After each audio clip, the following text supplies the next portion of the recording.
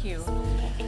Well, Oscar Morales was out of town tonight, so he asked me to introduce the poet, and it's a great pleasure for me because she doesn't really need an introduction.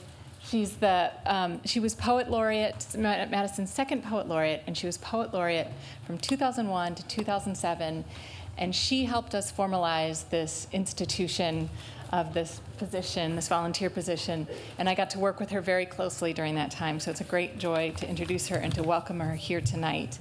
And then the other thing I want us all to know and appreciate about Andrea Musher is that she started the John Tushin Poet Laureate Memorial Fund at the Community Foundation, and it's very, very close to maturing. So as long as people keep contributing to that fund that she started with her retirement checks probably, we'll soon be yielding money so that poet laureates who are volunteering for our city and work very, very hard actually have money to spend on the initiatives that they care about and traveling to and fro from schools, etc.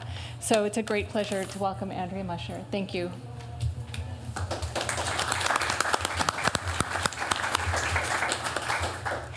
So I actually delivered this poem at Bobfest this weekend, so I had a practice, the big open field, the closed chambers. The other thing is this poem went all around the state as part of an epidemic peace imagery exhibit that was created by a number of poets and artists in the face of the war in Iraq. So people, and myself included, tended to think of it as my anti-war poem.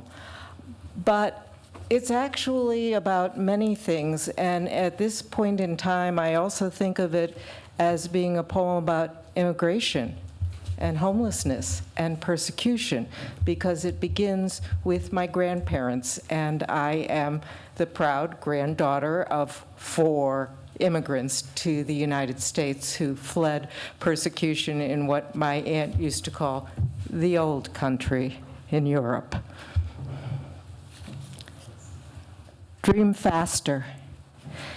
In the morning, I mention my appreciation for the Yiddish expression, sleep faster, we need the pillows. My friend asks, what's funny about that? So what is funny about shtetl poverty, my grandparents fleeing to America, my grandmother taking in new arrivals, adding more water to the soup, assigning beds, couches, and the bathtub in shifts? The Yiddish sense of humor and capturing the right vocal inflection is in the shrug of the shoulders, lifting the burden just high enough to laugh before stooping again under its weight. In the afternoon, the woman ahead of me in the library checkout line holds A Woman's Guide to Sleep.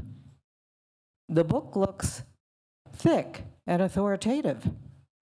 I wonder what women need to know about sleep that men shouldn't, can't, or don't.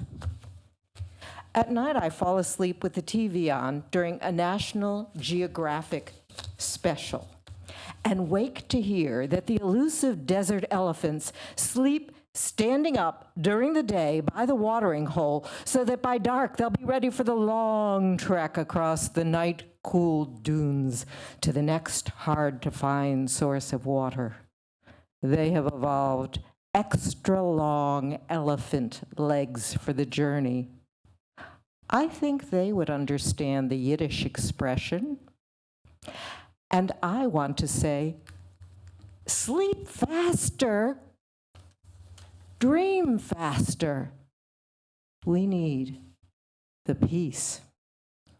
Let us grow visions that have longer legs for trekking across the landmines, the bomb sites, the exploding fragments of blood, flesh, glass, ball bearings, bones, angry rhetoric, surface-to-air missiles, daggered cloaks, and letters full of deadly spores. Clenched as we are in the fist of the unforgivable, I dream of waking to a universal channel that plays all peace news all the time, every day, more and more peace and justice than anyone can yet imagine. If we open the book of sleep, can we learn to choose our dreams?